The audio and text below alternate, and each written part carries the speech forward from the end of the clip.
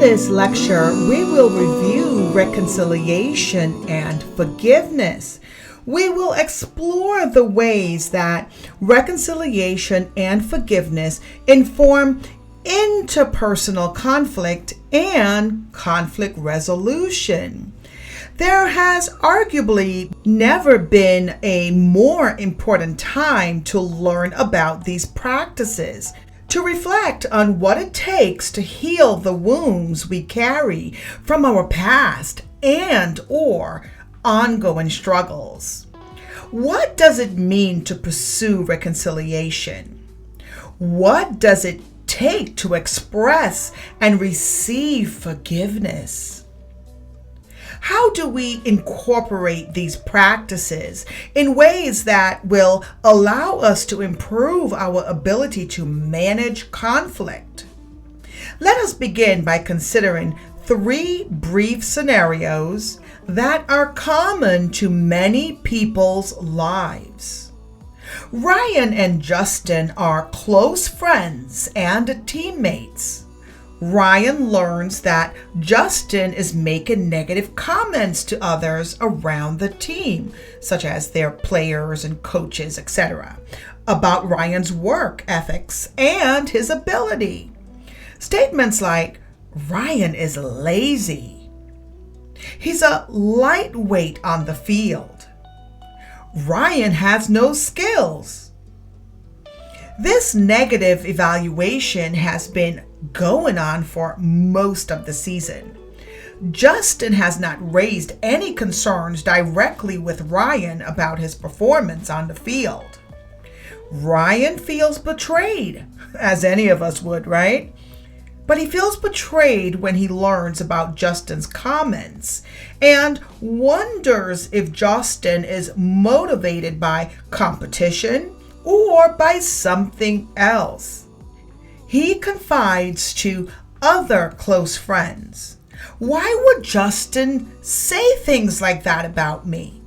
His comments are untrue and they hurt. I thought we were friends." Ryan wants to address this serious conflict with his friend, but is unsure of how to begin. Here's another example.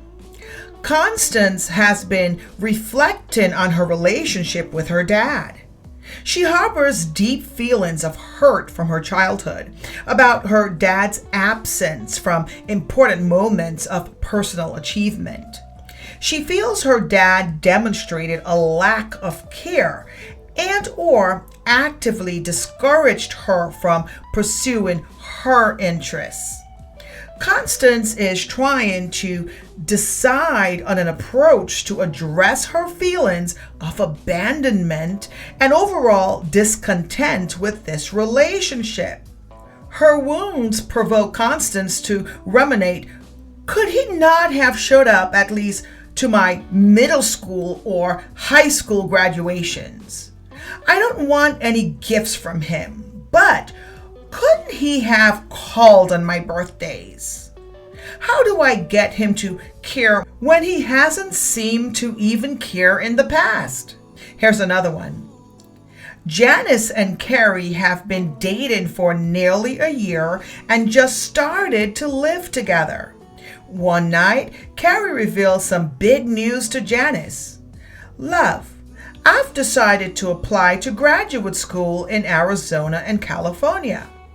Janice and Carrie lives in Illinois, so attending these schools would require her to move out of state. But this is the first Janice has heard of Carrie's plans. "You're doing what?" she responds. "But we live together here, and I do not know if I want to live in those states. I don't know if I even want to move. Why am I just hearing about this now?" Janice feels hurt that Carrie has kept this information from her and wonders what this means for their relationship. She is trying to decide how to address her feelings of betrayal with Carrie. Each of these scenarios presents opportunities for the conversation partners to make communication choices about how to address interpersonal conflict.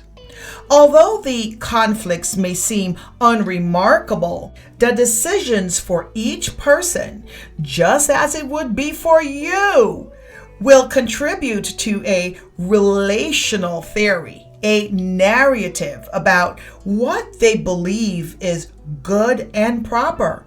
In terms, what is ethical?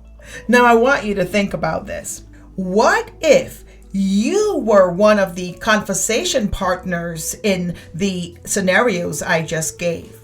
How would you feel? How would you think about your partners?